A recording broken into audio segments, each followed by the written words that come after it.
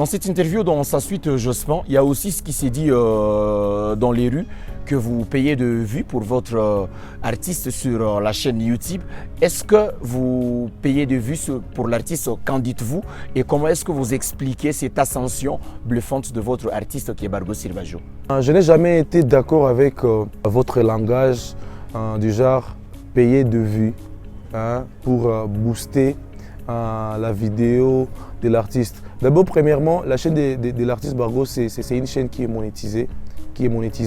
Et c'est une chaîne à laquelle on ne peut pas acheter des robots, des vies, des robots, des fake views.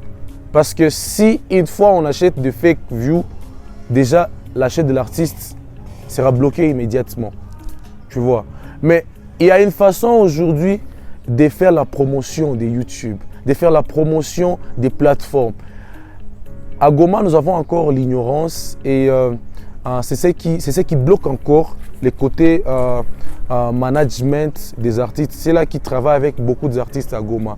Tu vois, tu as une très belle chanson, tu as une jolie vidéo, tu as dépensé sur ton artiste, mais après la sortie de cette chanson, tu ne veux pas investir dans la promotion de votre œuvre. C'est vraiment, c'est pas quelque chose à encourager pour les teams, pour les équipes des artistes. Il faut savoir investir dans la promotion des œuvres de nos artistes.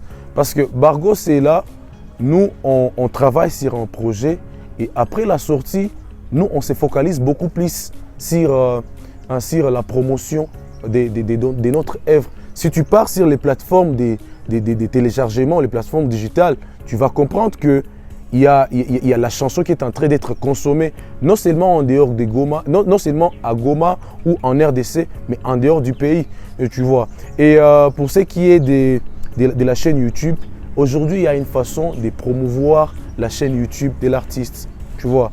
On peut payer pour la promotion de la chaîne YouTube et après, on aura des revenus qui seront rentables sur l'investissement que nous avons fait pour la promotion de l'artiste, de sa chaîne YouTube. Donc c'est un peu ça. Certainement, si on doit tourner cette page Bargo Sirbajo, ce n'est pas le seul artiste que vous êtes en train de manager. Vous êtes aussi officiellement l'un des managers de l'artiste Stino Lansar. C'est quoi le plan avec Stino qui a récemment sorti son album Je suis béni? Les plans, d'abord pour l'album Je suis béni, déjà nous sommes en train de tracer notre plan de communication parce que déjà on n'a pas encore commencé avec la promotion de l'album Je suis béni. Il y a déjà l'album qui est déjà en vente et déjà disponible sur toutes les plateformes, en tout cas YouTube et toutes les plateformes de téléchargement. Et nous sommes en train de voir comment Stino, nous allons lui envoyer vers Kinshasa pour commencer, parce que nous allons commencer la promotion de son album à Kin. Et nous avons beaucoup de projets parce qu'il y a des vidéos qui seront tournées non seulement à Goma, non seulement à Kinshasa, mais aussi en Tanzanie. Et tout ça, ce sont des plans et vous serez au courant. Vous avez cité la Tanzanie et si nos internautes voient à votre main droite, il y a ces bracelets de la Tanzanie, un des pays que vous commencez à affectionner ce dernier temps. Jospin Kadjibwami, en se basant sur vos expériences que vous avez de la Tanzanie, qu'est-ce qu'il faut que l'industrie, si on peut utiliser abusivement ces mots, industrie musicale de la ville de Goma, rajoute pour que ça puisse un peu exploser? Et comment est-ce que vous l'avez trouvé cette année 2024 et cette industrie musicale de la ville de Goma? Déjà, tu sais, à Goma, nous avons tout ce qu'il faut pour booster notre industrie. Nous avons déjà des artistes pétris de talent. Nous avons des très bons artistes à Goma. Nous avons côté l'infographie, nous avons des vidéographes, des directeurs vidéo très bien expérimentés. Nous avons des arrangeurs de sons, des beatmakers, nous avons des photographes, nous avons des designers, des créateurs de contenu qui s'y connaissent. Mais aujourd'hui à Goma, nous avons encore un problème lié à la production. On n'a pas de producteurs à Goma parce que pour que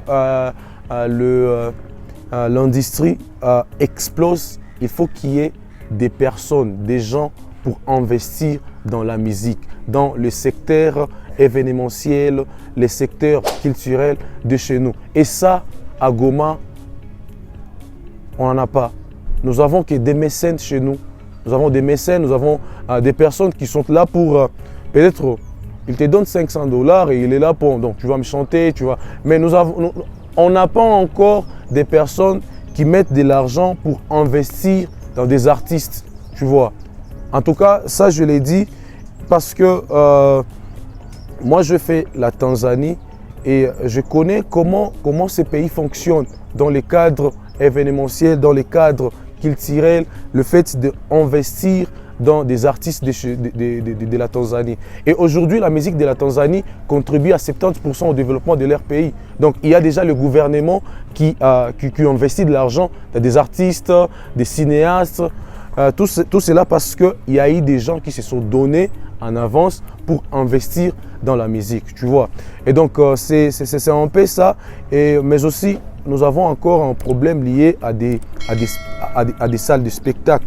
On n'en a pas chez nous parce que il faut toujours qu'il y ait des spectacles pour faire consommer de la musique dans un spectacle vivant. Parce que je peux être avec Bargos, mais si seulement Bargos, il est consommé sur TikTok, sur YouTube, sur des plateformes. Pour moi, ça ne m'avantage à rien, mais il faut qu'il y ait des spectacles vivants pour faire consommer sa musique avec ses fans, tu vois. Nous sommes en train d'aller vers la fin de cette grande interview avec vous, messieurs, le manager, le faiseur de Roi. Vous êtes manager Jospin. Quels sont les défis auxquels vous faites face en tant que manager quotidiennement et comment vous faites pour les surmonter? Déjà, premièrement, tout ce qui est RR lié à l'artiste, c'est moi qui porte le fardeau.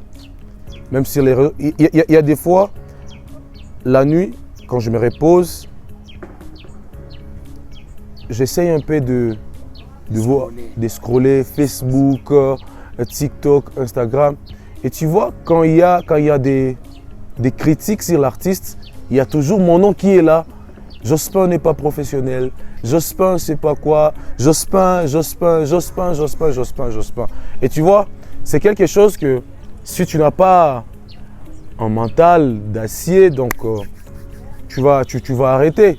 Tu vas arrêter. Mais aussi, il y a un petit souci parce que, tu vois, nous, on est en train d'investir. On se donne à fond pour investir dans la musique de chez nous. Parce qu'il n'y a pas seulement que Bargos.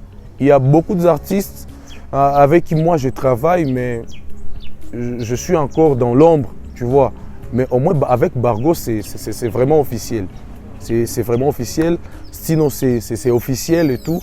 Mais moi, je pense, pour cette année 2024, nous allons exploser cette année 2025. Parce que 2024 n'était qu'une partie de l'iceberg, tu vois.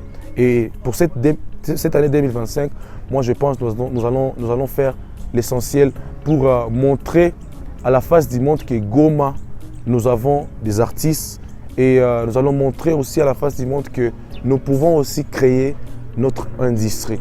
Nous pouvons faire aussi montrer à la face du monde qu'à Goma, nous pouvons. C'est ma dernière question, Monsieur Jospin, en exclusivité sur Totalement Actu. Est-ce que vous pouvez nous donner certains projets de vos artistes pour cette année 2025? Peut-être pour Bargos. Ok, allez-y. Ouais.